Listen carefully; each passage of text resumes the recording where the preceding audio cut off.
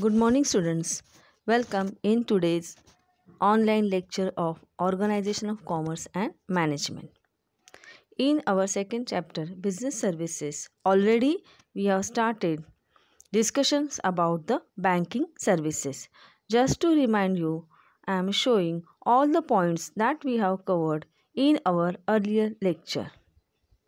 See, types of banks. We learn about the central bank, commercial bank, then cooperative bank, and then we have started detailed discussions about the industrial bank, exchange bank, then regional rural bank, saving banks which plays very important role, investment banks. Then we have learned about the specialized banks. It includes Exim Bank, SIDBI, and National Bank for Agriculture and Rural Development. See, then SIDBI, and then we have learned about the functions of National Bank for Agriculture and Rural Development. It is also called as NABARD. Now today we are going to start with the next point, that is new models of banking. Here these new models includes the two types of banks. The first model is small finance bank and another is payment bank. Now what is this small finance bank? These are banks with a small finance bank license and provide basic banking services of acceptance of deposits and lending. The aim of these banks is to provide financial assistance to sections of economy which are neglected by others, such as small business units, small and marginal farmers, micro and small industries, and unorganized sector entities. These banks can be promoted either by individuals, corporate, trust, or society. They are established as public limited companies in the private sector under Companies Act 1956. They are governed by provisions of Reserve Bank of India Act 1934 and Banking Regulation Act 1949. There is no territorial restriction for these banks. See the students, again on this slide you can see Reserve Bank of India Act was passed in the year 1934. So in my earlier lecture already I have cleared the establishment year of Reserve Bank of India is 1935 and the act was passed in the 1934. विद्यार्थी मित्रांनो, आज आपण banking मधील नवीन ज्या अनेक सुविधा उपलब्ध आहेत त्याबद्दल चर्चा करणार आहोत. त्यामध्ये बँकिंगचं नवीन मॉडेल आहे ते म्हणजे स्मॉल फायनान्स बँक. आता स्मॉल फायनान्स बँक म्हणजे काय, तर या लहान लघु तत्वावरती काम करणाऱ्या बँका आहेत आणि यांचा मुख्य उद्देश काय आहे, तर आर्थिक मदत अशा लोकांना देणं की जे या आर्थिक सुविधांपासून लांब राहिलेले आहेत किंवा ज्यांना अशा प्रकारची आर्थिक सुविधा आजपर्यंत प्रोव्हाइड करणं शक्य झालेलं नाही. तर अशा लोकांना जसे की लहान कारागीर असतील किंवा लहान उद्योजक असतील किंवा शेतकरी वर्ग असेल, लघु उद्योजक असतील आणि आपल्या समाजातील जे सगळे असंघटित जे सर्व उद्योजक आहेत किंवा कारागीर आहेत, तर अशांसाठी या बँकेची आपण म्हणू शकतो की स्थापना झालेली आहे. आणि या बँका कोण सुरू करू शकतं, तर जसे इथे सांगितलेले आहे की इंडिव्हिज्युअल, कॉर्पोरेट, ट्रस्ट और सोसायटी, म्हणजे समाजातील काही लोक एकत्र येऊन बँकिंग व्यवसाय हा सुरू करू शकतात किंवा कंपनी म्हणून सुद्धा बँकिंग इन्स्टिट्यूशन सुरू केले जाऊ शकतात किंवा संस्था या एकत्र येऊन अशा प्रकारे जे आर्थिक मदतीपासून लांब राहिलेले घटक आहेत, जो उद्योजक आहेत, शेतकरी वर्ग आहे, कारागीर आहेत, आर्टिझन्स आहेत, तर अशांना आर्थिक मदत करण्यासाठी या स्मॉल फायनान्स बँक आपल्या समाजामध्ये कार्यरत असतात. परंतु या ज्या बँका आहेत त्या तुम्हाला माहिती आहे कंपनीज ॲक्ट 1956 याच्या अंडर त्या एस्टॅब्लिश होऊ शकतात आणि त्यांना रिझर्व्ह बँकेचे सर्व ज्या कायदेशीर तरतुदी आहेत त्यांचं पालन करावं लागतं. तसेच त्यांना बँकिंग रेग्युलेशन ॲक्ट 1949 याचासुद्धा अंमल यांच्यावरती असतो. त्यामुळे या बँका अल्टिमेटली रिझर्व्ह बँकेच्या अधिकाराखाली कार्यरत असतात असं आपण म्हणू शकतो. देन या स्मॉल बँकेचे ऑब्जेक्टिव्ह काय आहेत बघूया आपण. Objective of small finance bank. First, provision of savings for unserved and underserved sections of the population and supply of credit to small business units, small and marginal farmers, micro and small industries and other unorganized sector. For example, Jana Small Finance Bank, AU Small Finance Bank and Equitas Small Finance Bank. आता या लघु बँकेचे उद्देश काय आहेत किंवा याचे objective काय आहेत हे इथे थोडक्यामध्ये सांगितलेलं आहे. पहिलं ऑब्जेक्टिव्ह आहे की आपल्या समाजातील जे लोक किंवा जो वर्ग हे बचतीपासून लांब राहिलेला आहे आणि ज्यांना आर्थिक सुविधा अजून प्राप्त झालेल्या नाहीत, तर अशा लोकांची काळजी घेण्यासाठी या लघु बँकेची स्थापनाही झालेली असते. त्याचप्रमाणे जे लहान उद्योजक आहेत किंवा शेतकरी वर्ग आहे किंवा लहान जे कारागीर आहेत, आर्टिझन्स ज्याला आपण म्हणतो, आणि असंघटित जो वर्ग आहे आपल्या समाजामध्ये, या लोकांना आर्थिकदृष्ट्या मजबूत करण्यासाठी या स्मॉल फायनान्स बँक कार्यरत असतात. Then the second model of banking is the payment bank. Reserve Bank of India introduce new concept of payment bank.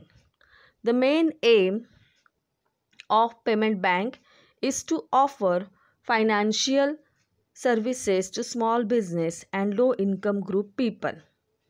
It provides remittance services, mobile banking, ATM card, net banking, etc. But it is not allowed to issue loans on credit cards. It can accept the demand deposits only up to rupees 1 lakh. Indian Post Payment Bank, Airtel Payment Bank, Paytm Payment Bank are some examples of payment bank which are working actively. Now see, the second model is of payment bank here. विद्यार्थी मित्रांनो, आत्ताच आपण पहिलं model पाहिलं ते म्हणजे small finance bank, म्हणजे लघु तत्वावरती काम करणाऱ्या या बँका आहेत, आणि दुसरं आहे ते म्हणजे हे payment bank.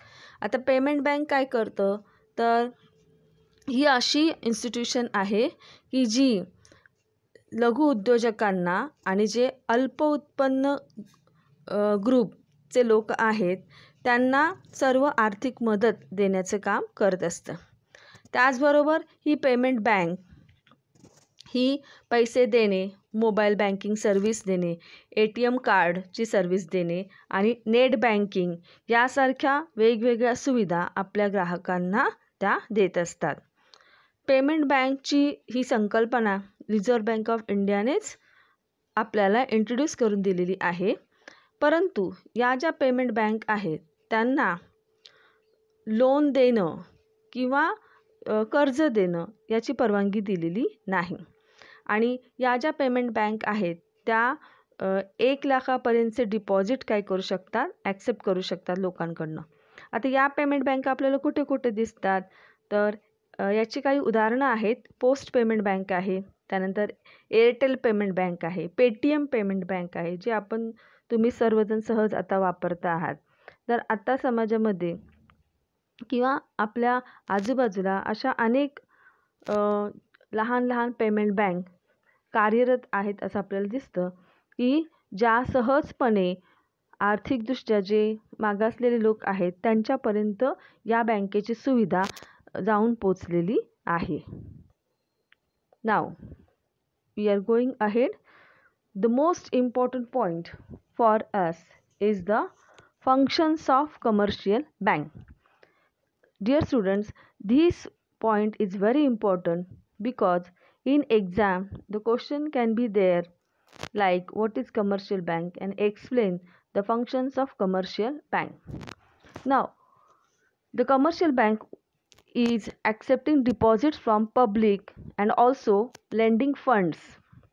Deposits are in form of saving, current or time deposit.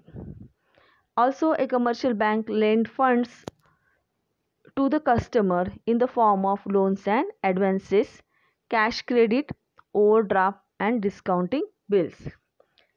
In our country, commercial bank plays a very dynamic role for the development of country's economy.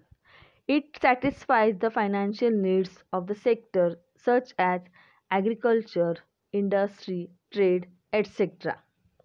It plays a very significant role in a process of satisfying economic and social needs.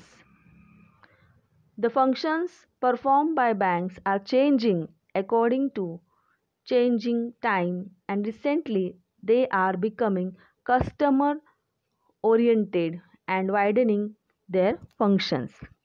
आता विद्यार्थी मित्रांनो, हा जो मुद्दा आहे functions of commercial bank किंवा व्यापारी बँकांची कार्य, हा मुद्दा परीक्षेच्या दृष्टीने आणि आपल्या सिलेबसच्या दृष्टीने अतिशय महत्त्वाचा आहे. कारण यावरती तुम्हाला लॉंग आन्सर क्वेश्चन हा येऊ शकतो. आणि कमर्शियल बँक म्हणजे कोणत्या बँक असतात, तर या अशा वित्तीय संस्था आहेत की ज्या लोकांकडनं त्यांचे डिपॉझिट स्वीकारतात. आता हे डिपॉझिट स्वीकारताना ते सेविंग अकाउंट आहे, करंट अकाउंट आहे, त्यानंतर रिकरिंग डिपॉझिट अकाउंट आहे. तर या अकाउंटच्या अंतर्गत लोकांच्या ठेवी कमर्शियल बँका स्वीकारतात आणि या ठेवींवरती अल्प दर व्याजाचा त्या देत असतात. आणि त्याचबरोबर कमर्शियल बँक जे व्यापारी वर्ग आहे, बिझनेसमॅन आहेत किंवा उद्योजक आहेत, लहान उद्योजक आहेत, यांना लोन्स आणि ॲडव्हान्सेस देतात, म्हणजे कर्ज देतात. आणि हे कर्ज देत असताना ते higher rate of interest charge करतात.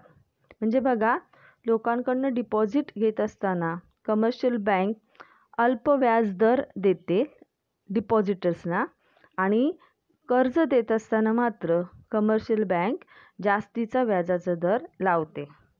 या दोन दरांमधील व्याजदरांमधील जो फरक आहे तो म्हणजे कमर्शियल बँकेचा नफा असतो. आणि या नफ्यातूनच कमर्शियल बँक आपले सर्व खर्च मॅनेज करत असते. तर आता आपल्याला कमर्शियल बँकेचे फंक्शन्स काय आहेत, कमर्शियल बँका कशा प्रकारे कार्यरत असतात आणि त्या कोणकोणत्या सुविधा देतात याची माहिती इथे घ्यायची आहे. Now see, broadly we have classified the functions of commercial bank, primary function and secondary function.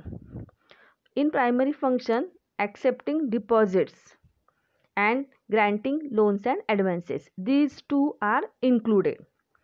And under the secondary function, first is agency function and second is utility function. These two are there. It means total 4 functions are there. Primary function includes accepting deposits and granting loans and advances. Just now I have explained. Commercial bank accept the deposits from public under various accounts and also lends loans and advances to the needy people. And in secondary function, commercial banks acts like as an agent of account holder and also provides some utility functions. So remember these two functions very well. Now all the functions of commercial banks in this chart describe in a well manner. See, the functions of bank, they are classified into two. First is primary function and second is secondary function. In primary function, accepting deposits and granting loans and advances. These two are there. Under the accepting deposits, saving account, fixed deposit, current deposit and recurring deposits. These are the various accounts under which commercial bank accept the money from the public. Then granting loans and advances. It means commercial banks provide the loan facility to the people like overdraft facility, cash credit, loans and discounting of bills. So these two are the primary function. Now secondary function classified as agency function and utility function. Agency function here means commercial bank act as an agent of client, means customer, and perform these various functions like transfer of funds, periodic payments, collection of checks, portfolio management, periodic collection and other agency function. And another function is utility function. It means banks provides the various facility like drafts, lockers, underwriting, project report, social welfare program and other utility function. So students, please remember this chart. Draw this chart in your notebook and again revise this chart, because functions of commercial bank is very important for us from exam point of view also. Now in detail we are going to learn all these functions of commercial bank. See, the functions of commercial bank. Primary function. Under the primary function, bank accept deposits, and again these deposits are classified into two: time deposits and demand deposits. See, commercial bank collects deposit from individuals and organization, and these deposits are classified into two: time deposits and demand deposit. विद्यार्थी मित्रांनो, आत्ताच आपण या चार्टच्या द्वारे commercial bank कोणकोणती कार्य करतं किंवा व्यापारी बँकेची कार्य काय आहेत हे समजून घेण्याचा प्रयत्न केलेला आहे. व्यापारी बँकेची कार्य ही दोन प्रकारे आपण याचं वर्गीकरण केलेलं आहे. पहिलं म्हणजे प्रायमरी फंक्शन्स म्हणजे प्राथमिक कार्य, आणि दुसरे आहे ते सेकंडरी फंक्शन्स म्हणजे दुय्यम कार्य. आता कोणत्याही कमर्शियल बँकेचं पहिलं किंवा ज्याला आपण म्हणू की मुख्य काम काय आहे, तर accepting deposits and granting loans and advances. आता ॲक्सेप्टिंग डिपॉझिट्समध्ये कमर्शियल बँक काय करते, तर लोकांकडे ज्या ठेवी असतात, ठेवी म्हणजे पैसे, त्यांनी बचत केलेले जे पैसे असतात ते त्यांना कमर्शियल बँकमध्ये ठेवता येतात सुरक्षितपणे. मग ठेवता येतात म्हणजे नुसते कसे ठेवायचे, तर कमर्शियल बँक या वेगवेगळे खाती त्यांना ओपन करायला सांगू शकते, किंवा ही आपण खाती एखाद्या व्यापारी बँकेमध्ये हे वेगवेगळे खाते उघडण्याची सुविधाही आहे. तर कोणकोणते खाते तुम्ही उघडू शकता, तर सेविंग अकाउंट आहे, फिक्स्ड डिपॉझिट अकाउंट आहे, करंट अकाउंट आहे आणि रिकरिंग अकाउंट आहे. तर हे सर्व जे खाते आहेत या खात्यामध्ये लोक आपल्या ठेवी इथे सुरक्षित ठेवू शकतात. आणि मग बँक या डिपॉझिट्सवरती या डिपॉझिटर्सना, खातेदारांना ठराविक प्रकारचा व्याजदर देत असते. तर हे पहिलं कार्य आहे. दुसरं कार्य काय आहे, तर ग्रँटिंग लोन्स अँड ॲडव्हान्सेस. म्हणजेच कमर्शियल बँक काय करते की गरजू लोकांना लोन आणि ॲडव्हान्सेस हे देत असते. तर गरजू लोकांमध्ये सामान्य नागरिक असतात, शेतकरी वर्ग आहे, त्यानंतर लघु उद्योजक असतात, त्यानंतर मध्यम स्तरावरती उद्योग करणारे उद्योजक असतात. तर अशा प्रकारे विद्यार्थी वर्ग, आता तर विद्यार्थ्यांनासुद्धा एज्युकेशनल लोन हे दिलं जातं. त्यानंतर कार, घर घेण्यासाठी, जमीन घेण्यासाठी अशा प्रकारे कमर्शियल बँक आपलं डायनामिक रोल सध्या करत आहे आणि अशा वेगवेगळ्या सुविधा ती आपल्या ग्राहकांना देत असते. परंतु पहिलं काम काय आहे कमर्शियल बँकेचं, तर लोकांच्या ठेवी स्वीकारणे या वेगवेगळ्या खात्यांच्या अंतर्गत, तसेच लोकांना लोन्स आणि ॲडव्हान्सेस देणे. व्यापारी बँका ज्या आहेत त्या विविध क्षेत्रातील आर्थिक गरजा भागवण्याचे काम करतात. आर्थिक आणि सामाजिक गरजांची पूर्ती करण्याची त्यांची महत्त्वाची भूमिका त्या बजावत आहे.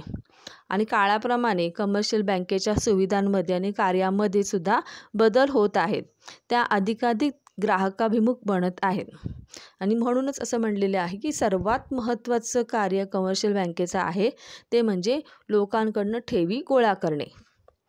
आणि ज्यांच्याकडे जास्त पैसा आहे किंवा ज्यांचं जास्त उत्पन्न आहे अशा लोकांना बचतीची सवय त्यांच्यामध्ये निर्माण व्हावी म्हणून कमर्शियल बँक या वेगवेगळ्या खात्यांची सुविधाही पुरवत आहे.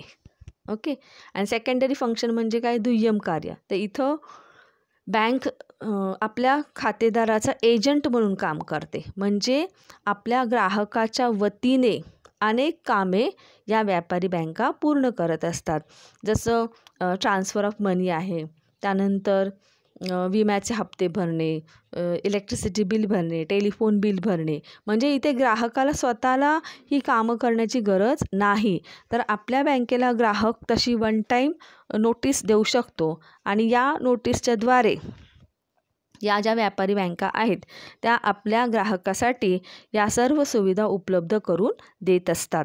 म्हणजे इथं जो बँकेचा ग्राहक आहे त्यांना स्वतःला हे काही पर्सनली करण्याची गरज नसते.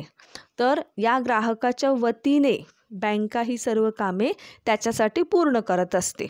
म्हणून याला एजन्सी फंक्शन असं म्हटलेलं आहे. म्हणजे बँक इथे त्या ग्राहकाची एजंट, प्रतिनिधी म्हणून कार्य करते. Okay. And then in secondary function another function is also included, that is called utility function. Utility functions means ज्या इतर उपयुक्त सेवा आहेत त्या सर्व सेवा बँक आपल्या ग्राहकांसाठी देत असते. की जसं लॉकरची सुविधा उपलब्ध करून देणे, त्यानंतर प्रवासी ट्रॅव्हलिंग चेक देणे, त्यानंतर व्यापाराची माहिती पुरवणे, गिफ्ट चेक देणे. तर अशा प्रकारच्या या उपयुक्त सेवा ग्राहकाला त्यांचे दैनंदिन जीवन किंवा त्यांचा व्यापार करत असताना लागणाऱ्या ज्या सेवा आहेत त्या पुरवण्याचं काम कमर्शियल बँक ही करत असते. म्हणून कमर्शियल बँकेचा रोल हा अतिशय महत्त्वाचा आहे. सामान्य नागरिकांसाठी, त्याचप्रमाणे व्यापारी वर्गासाठी, त्यानंतर शेतकरी वर्गासाठी आणि एकूणच देशाची आर्थिक स्थिती मजबूत करण्यासाठी कमर्शियल बँक महत्त्वाची भूमिका बजावते. म्हणजे ज्या लोकांकडे जास्तीचा पैसा आहे, ज्यांचं उत्पन्न जास्त आहे, त्यांच्याकडून हा पैसा गोळा करून तो योग्य प्रकल्पासाठी मॉबिलाइज करण्याचा, चॅनलाइज करण्याचा प्रयत्न कमर्शियल बँका या सातत्याने करत असतात. म्हणूनच आपण म्हणू शकतो की वेगवेगळे प्रोजेक्ट सरकारला पूर्ण करण्यासाठी आर्थिक मदतही मिळत असते. Now we are going to discuss all the functions of commercial bank in detail. The first function is the primary function. Under the primary function, there are two functions are. The first is accepting deposits and another is granting loans and advances. Now in the first, accepting deposits, commercial bank accept the deposits or the extra money from individuals and organization. And these deposits are classified into two, time deposits and demand deposits. म्हणजे ठेवी स्वीकारणे, लोकांकडून ठेवी स्वीकारणे हे commercial बँकेचं प्राथमिक कार्य आहे. आणि हे जे डिपॉझिट्स आहे त्याचे परत दोन वर्गीकरण केलेले आहे. एक म्हणजे टाईम डिपॉझिट आणि दुसरं म्हणजे डिमांड डिपॉझिट. आता तुम्हाला नावावरूनच थोडंसं कल्पना येईल की टाईम डिपॉझिट म्हणजे काय आणि डिमांड डिपॉझिट म्हणजे काय. अर्थातच या ज्या मुदत ठेव, टाईम म्हणजे मुदत आणि डिपॉझिट्स म्हणजे ठेव. मुदत ठेव ज्या ठेवी आहेत याला काही मर्यादा असते वेळेची किंवा आपण म्हणू दिवसांची, की तेवढा वेळ तेवढा कालावधी झाल्यानंतरच डिपॉझिटर काय करू शकतो ते पैसे परत मागू शकतो. आणि डिमांड डिपॉझिट्स म्हणजे काय, तर इथे वेळेची किंवा वर्षांची अशी काही मर्यादा नसते. ज्या वेळी जो बँकेचा कस्टमर आहे किंवा ग्राहक आहे त्याला पैशांची गरज असते तेव्हा तो ते पैसे काढून घेऊ शकतो. म्हणून ॲक्सेप्टिंग डिपॉझिट्स याचे इथं 2 वर्गीकरण केलेले आहे. एक म्हणजे टाईम डिपॉझिट्स आणि दुसरं आहे demand deposits. Now time deposits, these deposits are repaid to the customer after the expiry of decided time. This includes first fixed deposit. Fixed deposit account is an account where fixed amount is kept for fixed period of time. Fixed rate of interest is given to the customer or a client. And the second is recurring deposit. It is operated by salaried people and businessmen having regular income. Fixed amount is deposited into the account every month. Rate of interest is higher, which is similar to the fixed deposit account. Separate passbook is given to know the position of the recurring deposit account. RD म्हणजे recurring deposit account. आता विद्यार्थी मित्रांनो पहा, इथे time deposit म्हणजे काय की मुदत ठेव. आता मुदत ठेव यामध्ये 2 प्रकारचे डिपॉझिट आहेत. एक म्हणजे फिक्स डिपॉझिट आणि दुसरं आहे रिकरिंग डिपॉझिट.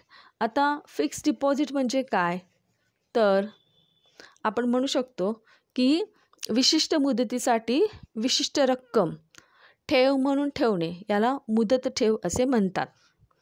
याला स्थिर ठेव असेही म्हणतात. आणि हा जो पिरियड आहे तो 30 दिवसापासून 5 वर्षापर्यंत किंवा त्याहीपेक्षा जास्त असू शकतो. या ठेवीवर दिला जाणारा व्याजदर इतर सर्व ठेवींपेक्षा जास्त असतो, कारण या ठेवी इतरत्र गुंतवण्यासाठी कमर्शियल बँकला वापरता येतात. यामध्ये ठेवीदाराला त्याच्या गुंतवणुकीची पावती दिली जाते. याला फिक्स्ड डिपॉझिट सर्टिफिकेट असं म्हणतात. जर ठेवींची मुदत संपण्याच्या आत ठेवीदाराला पैशांची तातडीची गरज असेल तर या मुदत ठेवीवर बँका कर्ज देऊन त्याची गरज भागवू शकतात. आता काही लोकांकडे बचती जास्त असते. तुम्ही पण बघितलं असेल की घरी जेव्हा जास्तीचा पैसा आपला एक्स्ट्रा जमा होतो ते काय करायचं, अर्थातच आपण काय करतो की बँकेमध्ये फिक्स्ड डिपॉझिट अकाउंटमध्ये ते आपण ठेवूया असं सहज आपल्या घरामध्ये डिस्कशन होत असतं. आणि फिक्स्ड डिपॉझिट म्हणजे काय, तर एखादी ठराविक रक्कम ठराविक कालावधीसाठी ठराविक व्याजदराने बँकेमध्ये ठेवणे यालाच फिक्स्ड डिपॉझिट असे म्हटलेले आहे.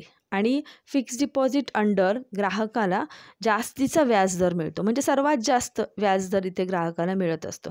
आता फॉर एक्झाम्पल समजा की 50,000 रुपये किंवा 1,00,000 रुपये की जे आता तुमच्याकडे बचत म्हणून जमा झालेले आहेत आणि सध्या तरी काही तुमच्याकडे काही त्याचा वापर करण्याची काही योजना नाही, तर हे पैसे आता नुसतेच घरात ठेवून त्याची रक्कम आपल्याला जास्त मिळणार आहे का, नाही. तर त्या पैशापासून काहीतरी फायदा होण्यासाठी लोक काय करतात की फिक्स्ड डिपॉझिट अंडर ते पैसे ठेवले जातात. ही जी रक्कम आहे ती जसं मी आत्ताच सांगितलं की 1 महिना ते 5 वर्ष किंवा त्याहीपेक्षा जास्त दिवसांसाठी फिक्स्ड डिपॉझिट अंडर ती ठेवली जाऊ शकते. म्हणजे समजा आता तुम्ही हे 50,000 किंवा 1,00,000 रुपये 2 वर्षासाठी ठेवले तर ती रक्कम तुम्हाला बँकेमधनं 2 वर्ष पूर्ण झाल्यानंतरच काढता येणार, त्याच्या आधी ती तुम्हाला काढता येणार नाही. आणि या रकमेवर तुम्हाला जास्तीचा व्याजदर बँकेकडनं दिला जातो. असं का होतं की बँक याच अकाउंटला जास्तीचा व्याजदर का देते, कारण 2 वर्षासाठी तीच रक्कम बँकेला इतरत्र वापरता येते. म्हणजे इतर ठिकाणी गुंतवणुकीसाठी तो पैसा बँकेला वापरता येतो आणि त्यामधून बँकेलासुद्धा फायदा होतो, प्लस ठेवीदाराला बँक जास्तीचा व्याजदर हा देत असते. म्हणजे दोन्हींना फायदा होतो, बँकेलासुद्धा आणि ठेवीदारालासुद्धा. म्हणूनच बँक हे ग्राहकांना आकर्षित करण्यासाठी जास्तीचा व्याजदर या अकाउंटमध्ये देत असते. ठीक आहे. आता सेकंड, रिकरिंग डिपॉझिट. आता रिकरिंग डिपॉझिट म्हणजे काय, तर याला आवर्ती ठेव खाते असे म्हणतात. म्हणजे पुन्हा पुन्हा होणारे म्हणून आवर्ती. या खाते प्रकारात खातेदार ठराविक रक्कम ठराविक मुदतीनंतर वारंवार खात्यात भरू शकतो. हे पैसे दर महिन्याला भरावे लागतात. अपवादात्मक स्थिती वगळता विशिष्ट मुदत संपल्याशिवाय या खात्यातून पैसे काढता येत नाही. या खात्यात भरलेल्या रकमेवरचे व्याज त्याच खात्यात जमा केले जाते व मूळ रक्कम अधिक जमा व्याज यावर परत व्याज मिळते. त्यामुळे याला आवर्ती ठेव खाते असे म्हटलेले आहे. ठीक आहे. तर मुदत ठेव खाते या खात्यावर अधिक व्याजदराने दिले जाते. आता रिकरिंग डिपॉझिट इथे काय होतं की एक ठराविक रक्कम तुम्हाला बँकेमध्ये दर महिन्याला रिकरिंग डिपॉझिटच्या अकाउंट अंडर जमा करावी लागते. फॉर एक्झाम्पल आता समजा 5,000 रुपये आहेत, तर 5,000 रुपये तुम्ही कसे भरणार आहात की दर महिन्याला समजा तुम्ही 500 रुपये भरणार आहात. तर अशा प्रकारे 5 वर्षाकरता तुम्ही 500 रुपये दर महिन्याला बँकेमध्ये ठराविक तारखेला तिथे जमा करणार आहात. ओके. आणि असं करून परत तुम्हाला जे पूर्ण 5,000 रुपये आहेत ते आणि प्लस तुम्ही जे दर महिन्याला पैसे भरता आहात त्याच्यावरती व्याज, असं एकत्रित व्याज तुम्हाला या अकाउंट अंडर मिळणार आहे. म्हणून या अकाउंटलासुद्धा जास्तीचा व्याजदर हा दिला जातो की जो जवळजवळ मुदत ठेव खात्या इतकाच असतो. तसंच इथं तुम्हाला पासबुकसुद्धा दिलं जातं बँकेकडनं रिकरिंग डिपॉझिट अकाउंटचं, की ज्यामुळे तुम्हाला या खात्याची माहितीही मिळू शकते. तर यालाच RD अकाउंट असं म्हटलेलं आहे, म्हणजे रिकरिंग डिपॉझिट अकाउंट. तर अशा प्रकारे या टाईम डिपॉझिट्सची सोय कमर्शियल बँकेने आपल्या ग्राहकांना उपलब्ध करून दिलेली आहे. Now the second is the demand deposit. Now what is the meaning of this demand deposit? Demand deposits are those which are repaid to customer whenever they demand. It includes the following two accounts: savings account and current account. आता demand deposit account हे असे account आहे की इथं जे पैसे भरलेले असतात ते ग्राहक आपल्या मनाने विड्रॉ करू शकतात. म्हणजे त्यांना जेव्हा पैशांची गरज असते तेव्हा या खात्यातील ते पैसे कधीही काढू शकतात. इथे असे त्यांना काही रेस्ट्रिक्शन्स नसतात. त्यांनी विड्रॉल स्लिप भरली किंवा चेक भरला किंवा चेक बँकेकडे दिला किंवा आता तर ATM कार्डच्याद्वारे किंवा ऑनलाईन ट्रान्सफरसुद्धा कस्टमर करू शकतात. म्हणजे जेव्हा जेव्हा ग्राहकाला पैशाची गरज पडते तेव्हा ते आपल्या खात्यातून पैसे काय करू शकतात, विड्रॉ करू शकतात. Now see the first saving account. It is generally operated by those who are on regular or fixed income such as salary or wages. The main aim of this deposit account is to encourage habit of savings among the people. These accounts carry the low interest rate. Now see, these accounts are generally open by the regular income getting people, like all salaried people, and this account is generally does not give high rate of interest, and to encourage the saving habit among the people is the main aim of this account. Interest is given monthly, quarterly or half yearly, or sometimes on yearly basis also. Saving account provides the facility of passbook, then it provides the balance of SMS, account statement, etc. These facilities are provided to the saving account holder. Then see, in case of multiple option deposit account, the excess money or excess amount after a particular time gets automatically transferred to fixed deposit. When adequate funds are not available to honor payments or checks in saving account, funds get transferred from fixed deposit to saving banks account. आता विद्यार्थी मित्रांनो, demand deposit म्हणजे काय? तर या अंतर्गत 2 प्रकारचे account आहे. एक म्हणजे सेविंग अकाउंट आणि दुसरं आहे करंट अकाउंट.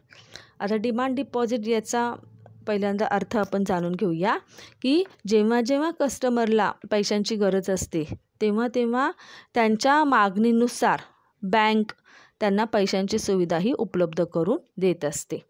आता ज्या लोकांचं इन्कम हे दर महिन्याला मासिक उत्पन्न हे फिक्स असतं, की नोकरदार वर्ग आहे किंवा बिझनेसमॅन आहेत की ज्यांना महिन्याला तेवढे उत्पन्न मिळतंच, तर अशा लोकांकडनं हे सेविंग अकाउंट ओपन केलं जातं.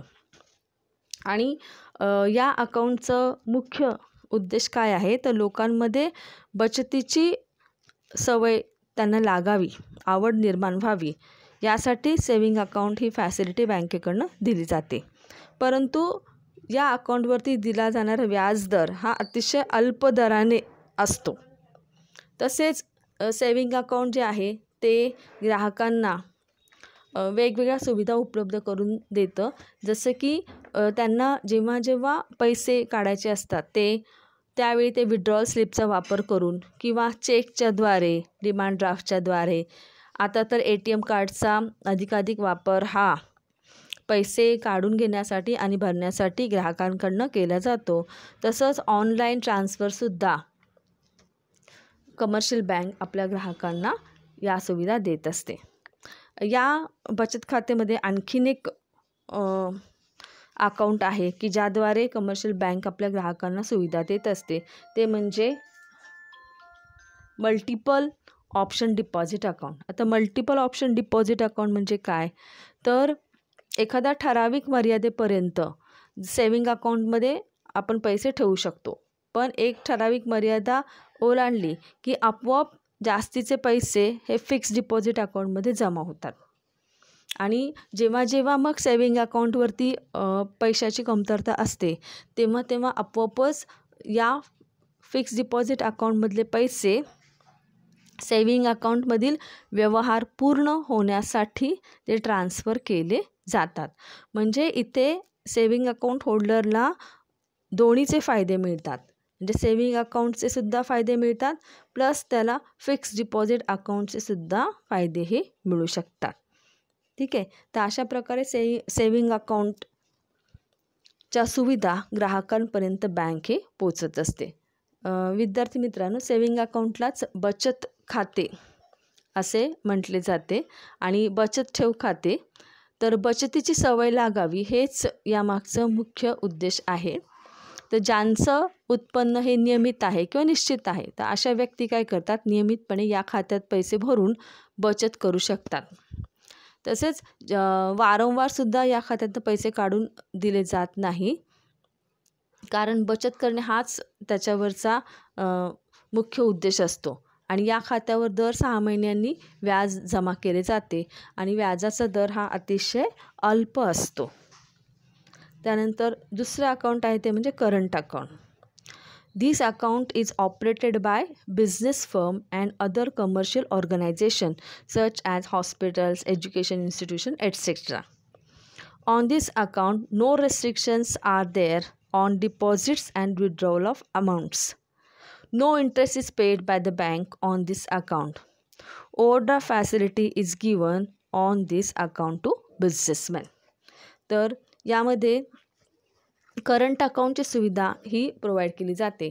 आणि करंट अकाउंट हे कोणाकडनं ओपन केलं जातं, तर जे बिझनेसमॅन आहेत किंवा फर्म्स असतील, कमर्शियल ऑर्गनायझेशन असतात, हॉस्पिटल्स असतात, एज्युकेशन इन्स्टिट्यूशन असतात, त्यांच्याकडनं करंट अकाउंट हे ओपन केलं जातं. आणि या खात्यावरती तुम्ही पैसे कितीही वेळा पैसे भरू शकता आणि खात्यातून कितीही वेळा पैसे काढून घेऊ शकता, हे याचे वैशिष्ट्य आहे. आणि या बँकेच्या खात्यांवर व्याज दिले जात नाही. परंतु दुसरी एक सुविधा या खातेदारांना मिळते आणि ती म्हणजे ओव्हरड्राफ्ट फॅसिलिटी. तर इथं जे व्यापारी वर्ग आहे त्यांना ओव्हरड्राफ्ट फॅसिलिटी ही ज्याला अधिकर्ष सेवा ही या व्यापारी वर्गाला दिली जाते. त्यामुळे त्यांना आपला बिझनेस करताना कोणत्याही अडचणी ह्या येत नाही. म्हणजे जरी त्यांच्या खात्यामध्ये पैसा उपलब्ध नसेल त्यांचे व्यवहार पूर्ण करण्यासाठी, तर बँक त्यांना या खात्याअंतर्गत कर्जाऊ रक्कम ही देऊ शकते आणि त्यांना टाईम लिमिट दिली जाते आणि त्या लिमिटेशनच्या आत त्यांनी कर्जाऊ घेतलेली रक्कम पुन्हा खात्यामध्ये जमा करायची असते. पण ही फॅसिलिटी दिल्यामुळे या व्यापारी वर्गाचा कुठेही जो व्यापार आहे किंवा त्यांचे जे बिझनेस डिलिंग्स असतात ते कुठेही थांबत नाहीत पैशांच्या अभावी. तर अशा प्रकारची आर्थिक मदत या कमर्शियल बँका आपल्या ग्राहकांसाठी पुरवत असतात. आपण परत एकदा बघूया म्हणजे तुम्हाला लक्षात येईल की कमर्शियल बँकेचे फंक्शन्स काय काय आहेत. बघा, functions of commercial bank, primary function and secondary function. In primary function 2 are there: accepting deposits and granting loans and advances. Today we have discussed about the accepting deposits. In that, saving deposits, fixed deposit, current deposits and recurring deposits are there.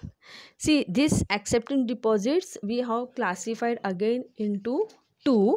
First is time deposits and fixed deposit. Time deposits म्हणजे काय, तर जिथं मुदत असते, जिथे limitation असतात वेळेला. तर त्याच्यामध्ये आपण 2 अकाउंट बघितलेले आहेत. कोणते कोणते? एक म्हणजे फिक्स्ड डिपॉझिट अकाउंट आणि रिकरिंग डिपॉझिट अकाउंट. याला आपण कशाच्या अंडर घेतलेलं आहे, तर टाईम डिपॉझिटला. का? कारण फिक्स्ड डिपॉझिटला एक ठराविक वर्षांची मुदत असते की तेवढे वर्ष झाल्याशिवाय तुम्ही त्या खात्यात जे पैसे ठेवलेले आहेत ते काढू शकत नाही. रिकरिंग डिपॉझिटला पण तसंच आहे की समजा तुम्ही 3 वर्षासाठी किंवा 5 वर्षासाठी या अकाउंटमध्ये पैसे ठेवले तर तेवढे तो टाईम पूर्ण झाल्याशिवाय तुम्ही ते पैसे विथड्रॉ करू शकत नाही. म्हणून त्याला टाईम डिपॉझिट असं म्हणलेलं आहे. तर लक्षात ठेवा, टाईम डिपॉझिटमध्ये 2 येतात. एक म्हणजे फिक्स्ड डिपॉझिट आणि दुसरं आहे रिकरिंग डिपॉझिट. आणि नंतर आपण पाहिलेलं आहे ते म्हणजे डिमांड डिपॉझिट. अर्थातच नावातच तुम्हाला कळतं की ग्राहकांच्या मागणीनुसार बँक त्यांना पैशांची सुविधा उपलब्ध करून देते. तर डिमांड डिपॉझिटमध्ये कोणते कोणते आहेत, तर एक म्हणजे सेविंग डिपॉझिट आणि करंट डिपॉझिट. आता सेविंग अकाउंट हे तुम्हाला माहिती, जनरली सगळेजणच आपण सामान्य लोक आहोत ते की ज्यांचं उत्पन्न फिक्स आहे असे सेविंग अकाउंट ओपन करतात. आणि सेविंग अकाउंटवरती तुम्ही काय करू शकता की जेव्हा जेव्हा तुम्हाला पैसे बँकेत जमा करायचे आहेत किंवा कोणत्या कामासाठी पैसे हवे असतील तर ते काढून घेऊ शकता. म्हणजे असं तिथे लिमिटेशन नसतं की तुम्ही 1 वर्ष त्या पैशाला हात लावू शकणार नाही किंवा 5 वर्ष पूर्ण झाल्याशिवाय तुम्ही तुमच्या खात्यातले पैसे काढू शकणार नाही. असं काही तिथे तुम्हाला लिमिटेशन नसतं. जसे तुमची डिमांड असेल तसं बँक तुम्हाला ती सुविधा उपलब्ध करून देते. म्हणून त्याला टाईम डिपॉझिट या हेडिंगखाली ठेवलेलं आहे.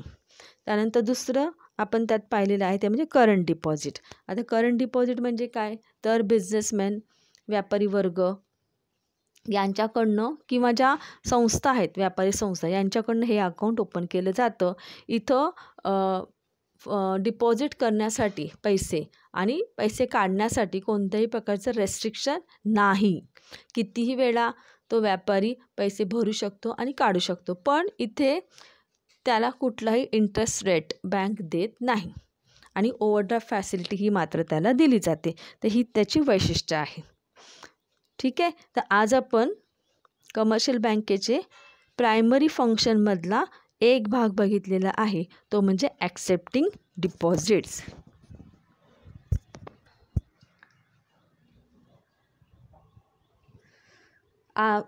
नेक्स्ट लेक्चरमध्ये आपण उद्याच्या प्रायमरी फंक्शनमधील ग्रँटिंग लोन्स अँड ॲडव्हान्सेस हा भाग आपण पूर्ण करणार आहोत. तोपर्यंत तुम्ही कमर्शियल बँकचे जे सर्व फंक्शन्स आहेत त्याचा पुन्हा एकदा व्यवस्थित अभ्यास करा. I think all of you have understood the primary function of commercial bank. In that only one part we have completed, that is accepting deposits. In our next lecture we are going to continue the remaining functions of commercial bank. Till then, take care, be happy, goodbye. Thank you, students.